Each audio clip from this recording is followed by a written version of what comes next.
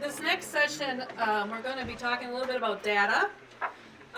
So the lead person for each cluster received a packet with data involved.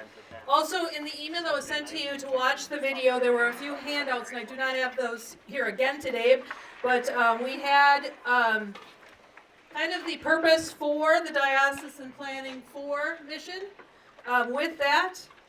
And so I just want to review what our purpose is. Okay? The intent of this process is to create a maintenance plan for programs in parishes and determine how we can meld a long-term plan into our move from maintenance to mission. If you haven't realized, Bishop's leadership style is from the ground up. Some of you have asked, well, what's the plan? What are we going to do?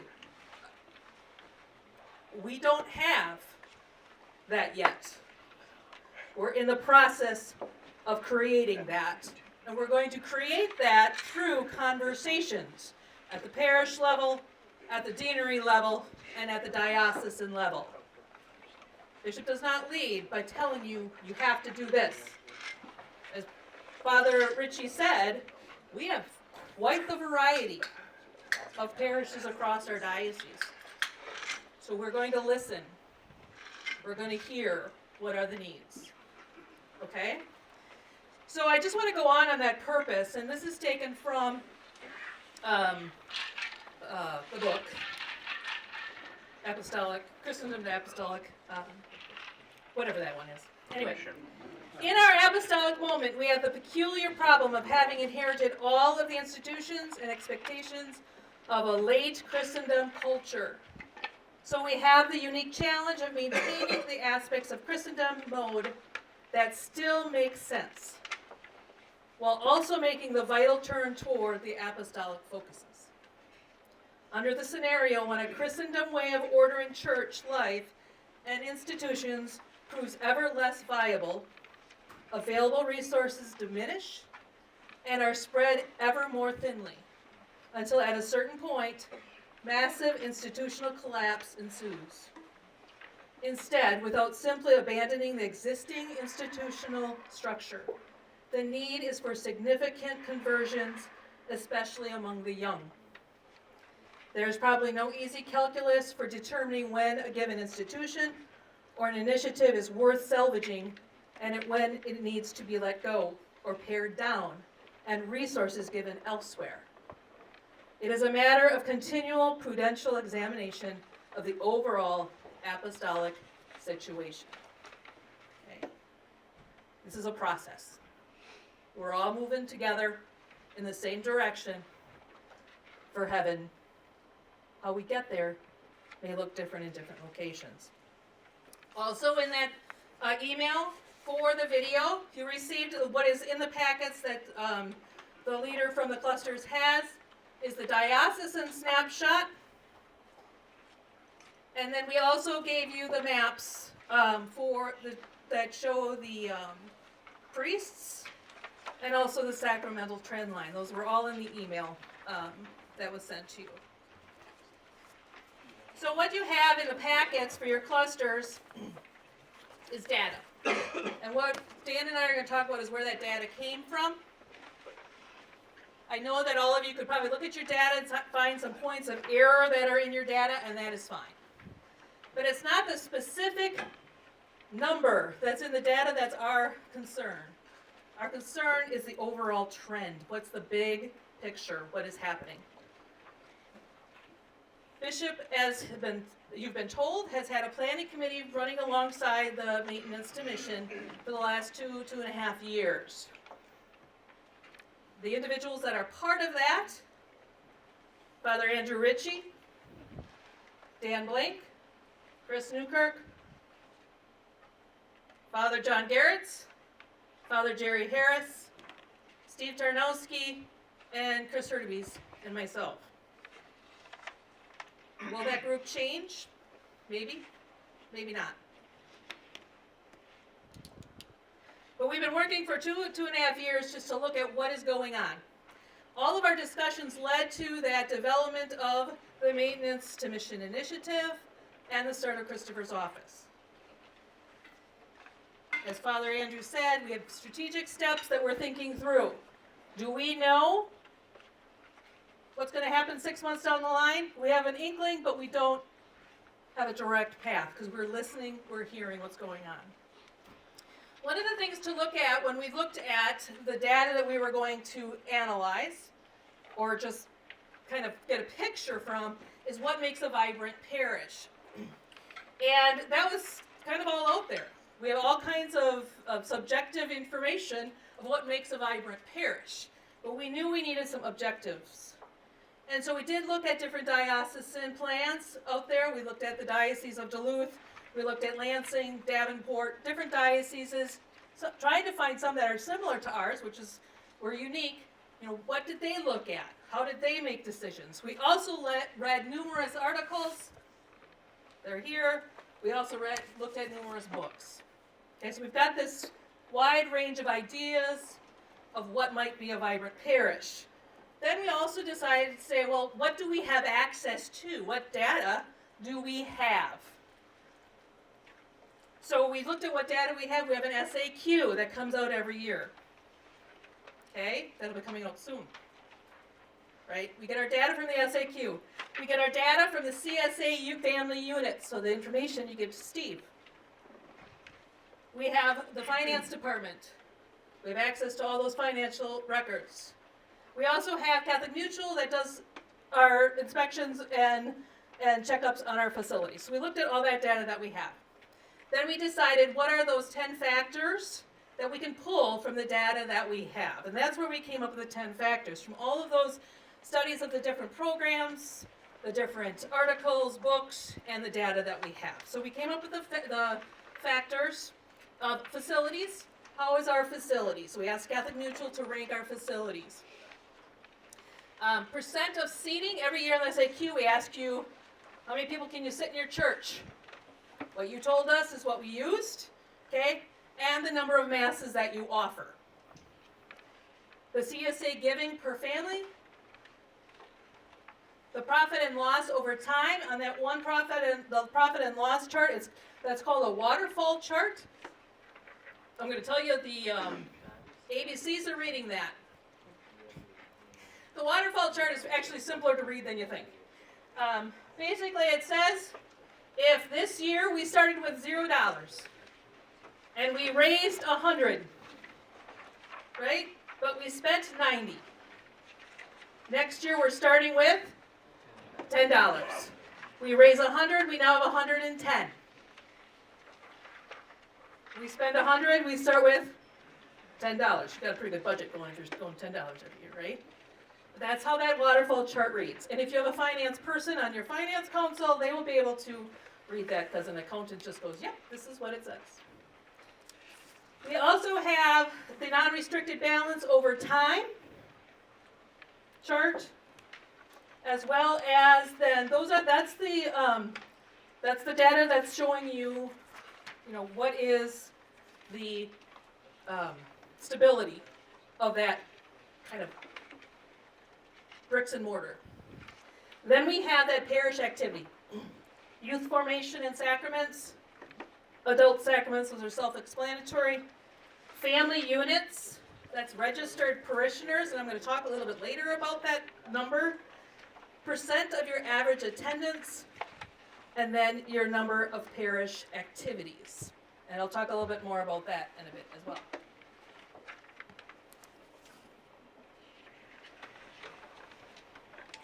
Thanks, Peggy. Whoa. Father Brinkman, thank you for that. We're going to just spend a few minutes talking about some general big picture things and encouraging Father John Anderson. And I do appreciate his comments because even on our planning team, oftentimes we've gotten to points where we've said, wow, this is a lot. How do we summarize and convey this in a way that will be helpful? So this is what we're trying to roll out and do. But as I start, thanks to my friends in the back of the room the last few days, Shubo Duyang. Good morning, and Telugu. The one word I have learned so far. We will all learn much more. Thank you. So, Halloween is coming up in the U.S. You are learning that we make a big deal out of that. And some people want to be somebody else for Halloween. They get a costume. And so what I have been assigned this year is a cheerleader by my colleagues on the team. So this will be a little bit of cheerleading. Please bear with me. Enjoy it. We are going to be making progress, guaranteed. So the first thing I want to see if you can practice something called an exclamation, all right? I'm going to say this and I'm going to ask you to repeat this. This is the start of something big. Ready? This is the start of something big. It really is. I mean, think about it. We've just heard a little bit about it this morning. How many times in all of your careers has the bishop put out a pastoral letter on evangelization? Right? That's a sign that this is the start of something big. How about this idea of recalibrating our organization to have a department of evangelization and missionary discipleship? That tells me that this is the start of something big. All right. So you're getting the hang of it. It's something to be sort of excited about, and it's something to be anxious about, no doubt. I like what we learned from Bishop Hine yesterday. One of the things I took, I only sat in on the first session, that it's good to have a healthy dissatisfaction with how things are going. That doesn't mean that everything is bad and we have to start our diocese operations all over, but it's a great time to figure out what's working, what's not, and what we can do about it. So let's just think that we're not throwing everything out, but we are starting something new. I have to think back now, bear with me for a minute on a personal story. I found a TV show I liked about 20 years ago. Father Isaiah, were you even born then? 20 years ago? It's a long time ago. Anyway, you probably were, I'm guessing. There was a show called Joan of Arcadia. Does anyone remember that show? All right, so it's kind of a silly thing. Let me give you the short version. High school girl in Arcadia, California. Here's the voice of God in her life, right? She can't believe it. She's skeptical. She rejects it. She fights against it. Eventually, she gets persuaded to listen and take action. And guess what? Things didn't go easy. They didn't make sense. They weren't perfect, but great things happened. I mean, the stories that developed and the results of her actions inspired by God were amazing to a guy like me on a TV show. I'm not going to say that it's totally real life, but I think there's a lot of real aspects that were presented there. God would present himself to her as a cute guy on a bus or as the lunch lady at school, and would sneak in messages and challenges in her life. And it paid tremendous dividends as the show presented itself. So the reason I tell that story is that we're listening, right? Bishop is challenging us in a lot of ways to listen and think and hopefully take some action. The pastoral letter maybe gave us another mantra on the bottom of page 8, a quote from St. Joan of Arc. So repeat after me, maybe with a building crescendo here. I am not afraid. I am not afraid. God is with me. God is with me. I was born for this. I was born for this. Right? Maintenance to mission. We are born for this. I mean, this is exciting times. So information. Peggy was talking about information. You've got folders of information. You've been seeing videos and charts and statistics and graphs, right? So what's really important is that we recommit ourselves to accurate information. So let's just say it's possible over the years that we would guesstimate and say close enough, this SAQ is long and bothersome, whatever, what did they put down last year, what did the previous pastor put down, our finances, where do we put our money, let's be careful that we don't show too much money because our CASA might go up, right? All these things we trust, right? The diocese trusts the parishes to provide information. We are honestly suggesting and challenging that 2024, another time to think about the start of something big, that we commit ourselves to SAQ data with the detailed accuracy and zeal of a missionary disciple. How does that sound? Let's do that. This is the start of something big. I mean, we're going to have big numbers. I agree. So this is super important. Peggy mentioned some things. I'm not just saying this to be a goofball. We need accurate information. We need you to spend some time, figure out who in your leadership team can collect accurate information and submit it. We have to use this information. How many of you know what the OCD is? Right? Not the obsessive compulsive disorder. I thought it was, yeah. Official Catholic directory, right? Information that's super critical for operations of the diocese and the parishes. There's an annual report to the Vatican. There's major grants that come in from Catholic Extension and other sources that rely on data that we collect and provide. We do a quinquennial report. It might not be a quinquennial as much anymore, whatever word would be for 6 years or 7 years or 8 years, whatever, but that's a major report that Bishop's name is on to the Pope, and it's based on the information we collect. So I can't emphasize enough that if you want reliable information from the diocese, you got to give it to us. We can't make it up ourselves. So please, please, please, a New Year's resolution, an excellent effort for the SAQ. Thank you. All right. That's right. Okay, so you've seen the graph. We just talked about the steady decline on sacraments, on mass attendance, things like that. You might think to yourself, where have all of our Catholics gone? Some of you may have evaluated it. You may have answers. I got to tell you a quick personal story again. So I spent about 20 years helping in my parish with high school religious ed and confirmation classes, off and on different grade levels. And that was for about 20 years. My wife and I have 2 daughters. They went through Cathedral School in Superior and then the high school religious ed program and confirmation. We remember those days. You vaguely remember the baptism. You remember it. You've got photos. You don't necessarily know of who the other people are if there's more than one family there. But then you remember First Communion. You for sure remember First Communion, right? We're all dressing up our kids. They're beautiful. It's a big day. The parish is sort of celebrating, especially when it's during the Mass. And you remember those people, you remember those photos. And then you fast forward, right? And you're getting into those middle school and high school years, and then you get to confirmation. And I remember thinking to myself, where did those kids go, right? We know these families from baptism, from our parish. We stayed in the same parish. We know who was at First Communion with us. We know who went through religious ed and Catholic school. And then we get to confirmation of where are these kids? Why have the numbers dropped so dramatically? And I would ask these questions, and we would all look at ourselves and like, wow, how did we lose so many, right? So then we think to ourselves, like, what's going on with post-confirmation?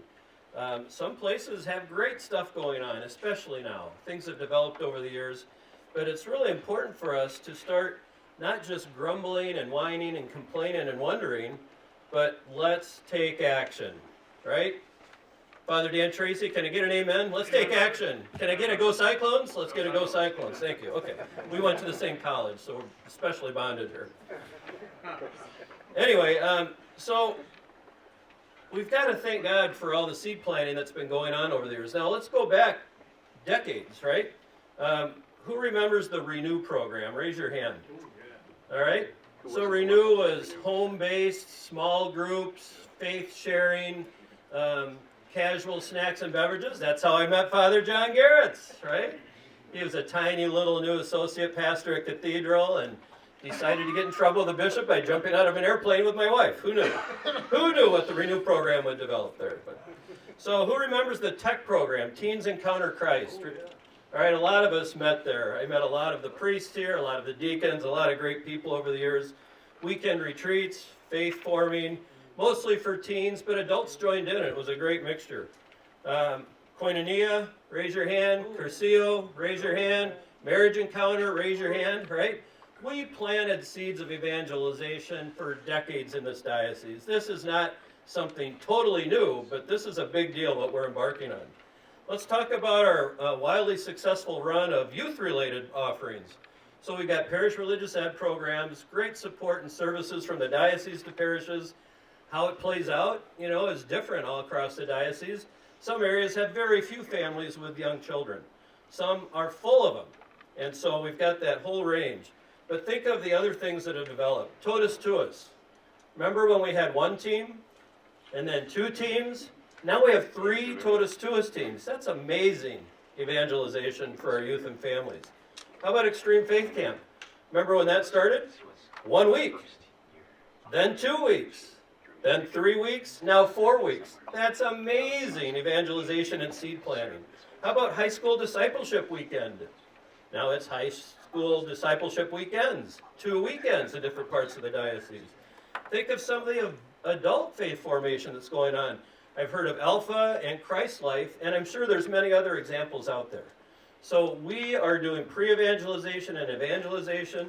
We are trying to use information and get organized. We want to inspire everybody and appreciate what Father John has said that many people have shared privately. This is a lot to digest. This feels like a lot to put on our plates when there's so much going on. And that's where we're talking about recalibration. Exactly what Bishop said. We can't just keep taking on more and more and more. We have to make better decisions based on vision and mission and keeping the main thing, evangelization. All the other stuff that might have been the leading goals, methods, objectives in the past may not have been properly placed. We learn as we go. We're not perfect. We experiment. And so here we go. Bishop says, we're going to be ground up.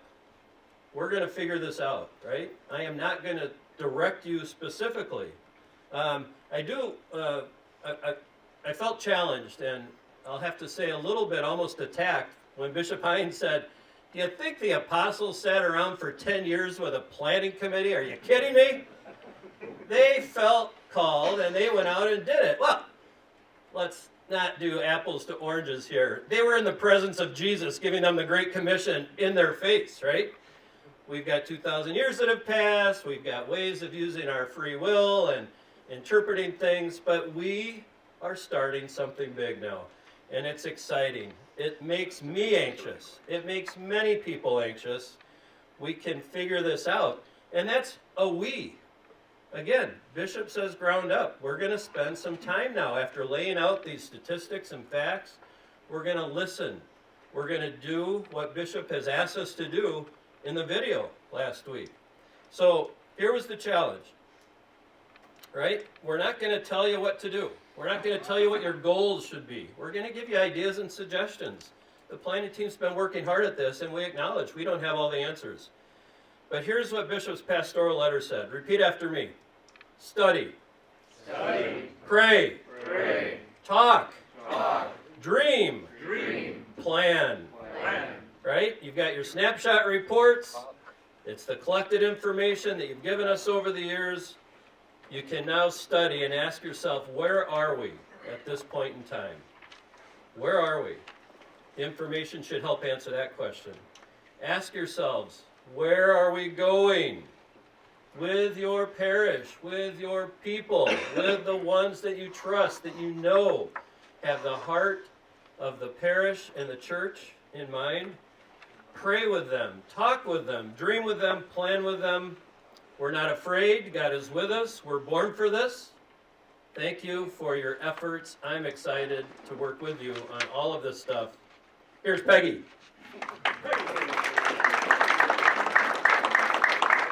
That's hard to follow, isn't it? Okay, I'm going to go back to data. Okay. So as Dan kind of was alluding to, it's like, what does success look like? Like, how do we know if this is working? What are those measurements we're going to use to know if what we're doing is working? How do we know we've evangelized people? How do we know our small groups are bearing fruit? The big question always goes back to, what if we do nothing? What if we just keep it the way it is and do nothing? What if we're just keep going the way we're going? You want that? Because what's going to... Some days. Those are Tuesdays. Okay, so it's a matter of what do you want? What do you want to see happen? This data that you are given, those of you who do have in your careers have dealt with data, you know data can be useful. Give me that shot in the arm to tell you this is where we're at. The data is meant to set some goals for yourselves and your parishes. And I'm not saying far-reaching goals like we're going to have 2,000 people in our seats. I'm saying, what's the difference between this Sunday and next Sunday? What's our goal? What's the message we're going to give? How many more people are we going to evangelize? Is there going to be 2 new families in church? 1 new family? Okay. The data that you have is the starting point. It's the starting point to a vision. Okay, we need a starting point. As Dan was alluding to, that drop-off from First Communion to Confirmation. If you sit down with your parish and you're talking about that, like, what are we going to do? Okay, your ultimate goal is every First Communicant is there for Confirmation if they haven't moved away, right? But can you achieve that in the snap of a finger? Maybe your goal needs to be, let's try to get some of the families this year. Then let's get more of the families. Then we've leveled off. We've got them all coming back for Confirmation. And now let's increase it. All right, what are those steps, the challenges that you take? What is the data showing? So the data is that picture that you're going to see every year. From the data we collect, you will get an update. This is what we're seeing happening. Where are we going? When we look at data, everybody who knows who's looked at data, there's always a yeah, but. Yeah, but. When in regards to looking at data. Okay? This is just a snapshot. It's a starting point. We know that there is data that we should probably be looking at, but this is the data we have access to. So as you begin to look at your data, tell us, what other data should we be seeing? We know there's subjective data that we should be looking at, but that's going to be up to you and the parish to look at. What's that subjective data? This is objective. This is that starting point. Some of the problems we had with collecting this snapshot data kind of were alluded to already. The SAQ, the activities that we had to use for this is just a list of the number of activities that a parish recorded they do. All right, we have no idea if anybody shows up to any of these activities. But some of your parishes, I don't know who fills out your SAQ, but they click every single activity. It's like, wow, that parish is really active, you would assume. But how do we measure activity? Right now, that data there, it's kind of skewed because it's only the number of activities that you say you do. But how many people? We're in the business of people. So if you have ideas of how we can track that kind of data to know if we have success. The other issue that we have is the number of registered parishioners. Most of you, can't even say some, most of you, your parishes have been giving us the same number for registered parishes for the last 25 years. I have the data. So we were not able to take registered parishioners in this data. We had to take the CSA families, which is also skewed because every single one of your registered families should be receiving the CSA mailing. And Bishop has learned through his travels that that's not the case. So our data is skewed. Adam? We're told that the reason that we hold those, at least in my neck of the woods, the reason that we have the numbers that we do is because the diocese told us we couldn't delete people. So is that true? Well, if they're dead. That's what the message I inherited. So that's why. The program won't let us delete them. I mean, unless they're dead, if they move, we have to, or if they said they no longer belong in parish, we have to still list them as inactive. The parish stop program that will not let us remove people from the thing. But they're inactive, but you gotta give us the active. Yeah, I mean, Adam's right, we can't remove people. So that's good to know. You can't That's remove good to know. A uniform way of registering for parishes. Every A uniform way to register parishioners? parish of same way for We don't have that, which, Some has CDM, some has parish style. so those are good points to bring up, and I think we need to take a look at all of those. Very good, thank you. But yeah, it's kind of scary. Well, it's not scary, it's kind of like, oh, you guys are doing great. But we need to be able to get our registered, and the other thing about the registered parishioners, the reason why we took the CSA households, and then we took the Wisconsin multiplier, this is how they determine a household, was 3.05, and we multiplied that. We know that that is skewed also because some of your CSA households is one elderly person, right? So we know that that is also true, but everybody's data says the same thing, okay? So no matter if it's skewed, we're all starting at a same starting point with that data, okay? Owen? One of the things we went through some of this in our parish, and one of the issues that we came up with, there's a lot of younger families and people that come to the church, they don't register. Right. And so, and you'll see that in your data is that you will see your mass attendance and your attendance and your registration. You're like, what the heck is going on there? It's because we have so many attending that are not registered parishioners. So what is our, we have to think about how do we handle that. And what we also know is, I've had a few questions in the last couple of years about, what's our territory for our parish? Well, the reality is people no longer choose their parish by the territory of the parish. Okay, your parishioners are coming to you based on the parish life, the preaching, whatever it might be. So getting that registration number or that parish number is different now than it used to be. So we have to take a look at how are we collecting data in order to measure growth within what we are doing. So there's two ways to measure that success. Also, if I remember correctly, the mass count is only done twice a year. Right. You can have a bad storm on that weekend or whatever, and nobody will show up, or you can have a family reunion on that weekend and 1,000 people will show Right. up. I would recommend that we do that. I know people aren't going to like this, but I would recommend we do it at least every month. Boo! I don't. Right. We came back from that. Some parishes do it every weekend. We do it every So, but the drum. National Cluster we do every weekend, Yep. all the parishes. Good.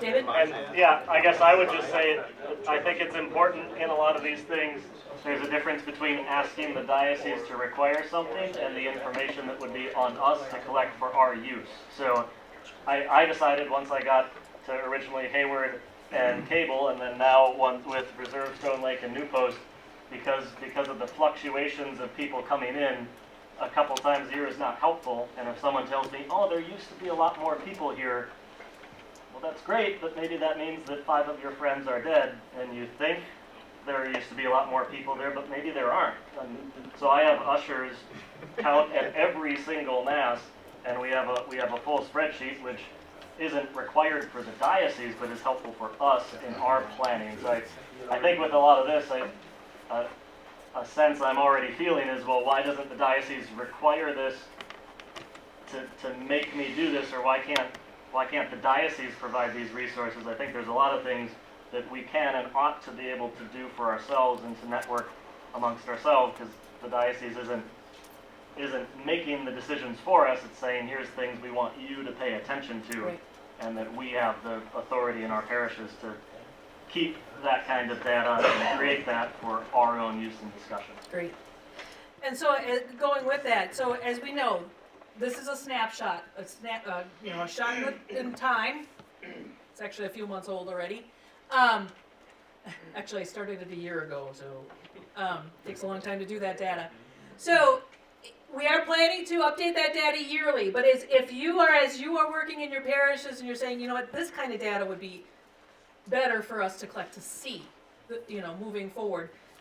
Shoot me an email, send me questions about your data in writing, because I'm not gonna be able to answer to, on the fly, but as you start to look at data, remember, it's a snapshot. That data is only a snapshot in a time, okay?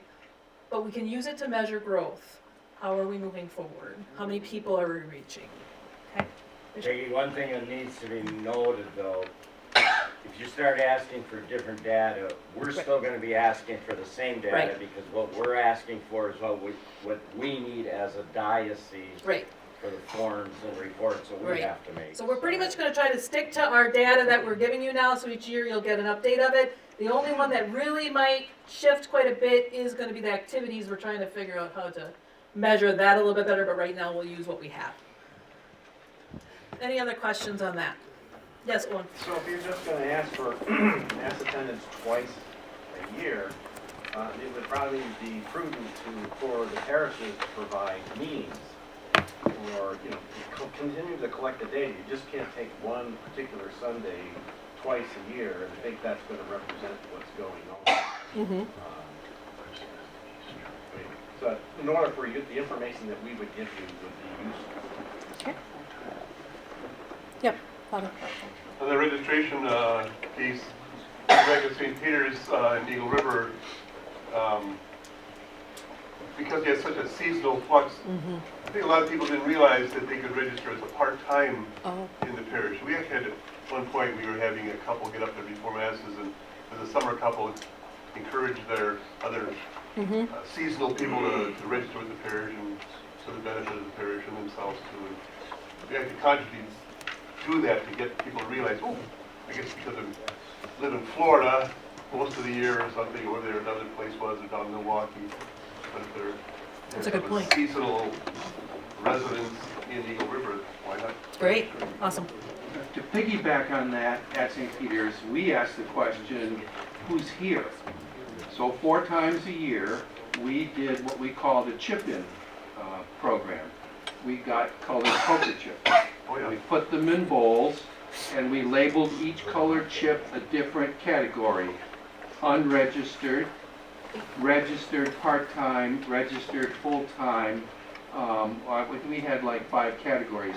And our hospitality folks asked people to grab a colored chip that represents who they were and drop it in the bucket. On Monday morning, we counted all to say who was here. Well, in the summer months, all of our unregistered visitors, that category was huge. And then in the wintertime, when they were all gone, the numbers changed. But we got a real clear snapshot, just for us, of who was there and what those dynamics looked like, so that we could maybe make some decisions about ministerial assignments, and do we have an extra mass during the summertime, because of need, and what was the actual count of people. So it gave us that data, those data, in addition to the count that the diocese required. And isn't it 4 times a year? It's 2. Twice now. July and October. Okay. Good, that's excellent. Because that's always the question of like, what can we change up ministry with? Did you have more, Father? Father Jerome? Yeah, again, adding to that same discussion on the family registration. When do we really do the family registration in a family? Or when they get married, or when they get confirmed, when they become a new family in a family setup? All of the above. Sure, yes.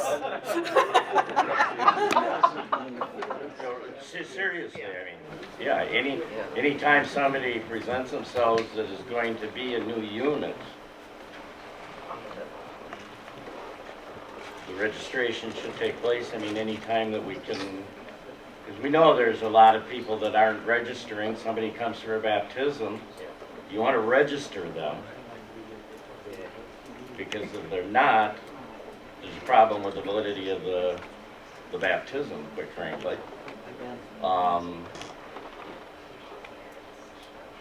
So any opportunity. Families registering for religious ed, if they're not members of the parish, it's a wonderful opportunity to at least try to register them. And there's not a one of us that doesn't know what kind of a headache it can be, but we've got to do the best we can in every opportunity we can. Bishop, thank you, Bishop, for your giving the input on that. Now, in a normal family setup, like everybody going to the church and they are in the parish. Now, one of the family member is going out from the family and getting married, not in the church. And just you may know the situation, how many marriages are taking place in the circle of parish level. And when they are getting out from the family, is it the time that we have to register them? Or that is why my parents are members here in this parish, and therefore we are not registered. Even they are out or they come later for sacraments, and my parents were here, my grandparents were here, they're the members of this parish.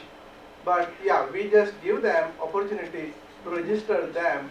But in a normal process, when that person gets that person registered in the parish as a new unit, is by wedding or by confirmation? I would say that there is no regular normal anymore like there used to be. Like when we were growing up, you would like if I would move, I would automatically, as a Catholic, go register in the new parish that I would be wanting to join. I don't know that young people understand that they should do that or that it's not promoted enough. So my suggestion is, like Bishop said, take every opportunity to do that. If you know they're getting married in your parish, ask them, will you still be living in our community? I would like to register you as a new unit because you're a new family. Even though your parents are still registered here, you now have you and your spouse that will be, registered as new parishioners. And if they're moving out of town, I would just say to remind them to register at the Catholic parish wherever they're going to be. So I don't think there is there's not like an actual norm anymore in our diocese, and I don't think really in the nation so much of when people register. We just have to take those opportunities. I would also say that when you're purging the list, and I know some of you said you can't take them off because the program doesn't allow it, but if the program at least allows you to filter by non-active, by newly registered, whatever, that might be a way that you could help your folks send us the data, or we'll work on what are some of the programs out there. But maybe even just a quarterly announce. We see many of you in the parish this weekend. I recognize some of you aren't registered. Please take the opportunity when you get a chance to stop in the parish office to officially register. That would be some of the things that I would suggest just by what I've heard by questions. There also are paper copies, and I know a lot of people don't like to go back to the paper copies, but if you start with a paper copy for registration and census and you have it available at the office, that is the way some people will do it, and then maybe have it available on your websites where there's a link, because I do get lots of calls like, how do I register and what's the closest parish? And there are some of the parishes that, in the pews will have envelopes, inviting newcomers to register, and they will have as well the check full-time, part-time. One of the reasons why the programs will not let us delete is because once someone is baptized Catholic, they are a member of the Catholic Church, unless they officially resign from the church, a formal act of denunciation of their faith. I mean, that's one of the reasons for that. A practical, we understand how silly that is to some degree, the number of that have left. Well, in the eyes of the church, they are still Catholic. They are still members of the church. Again, what a wonderful opportunity for our evangelization to start with those people that we know were raised Catholic to a degree anyhow, and to try to bring them back into active members. It's a great conversation. Go on. Just in thinking a few things about this, that historically the Catholics were always dutiful about registering when you got to a new place. I can remember that. This doesn't happen anymore. It's still there. You know, if it's not a sacramental case, you know, they show up, we would like them to register so we know they're there. But in all the sacraments, at least in our parish, we have an input form, and we collect all the information for that sacrament, you know, baptism, confirmation, first communion, RCIA, and for marriage, all the information that you would need to register them. It's all there. And one of the things I kind of noticed having done this, a lot of young people have reticence about registering. I don't want to do that. I don't put my name on the line. But we do have the information. Right. And, you know, somehow we in this modern age where we've got to use the information we have on hand, just as you suggested, we can get that information and know, you know, are they there, have they received the sacraments and so on, and include that in our data. Very good. Thank you. Anything else? All right. We are going to take a short bathroom break.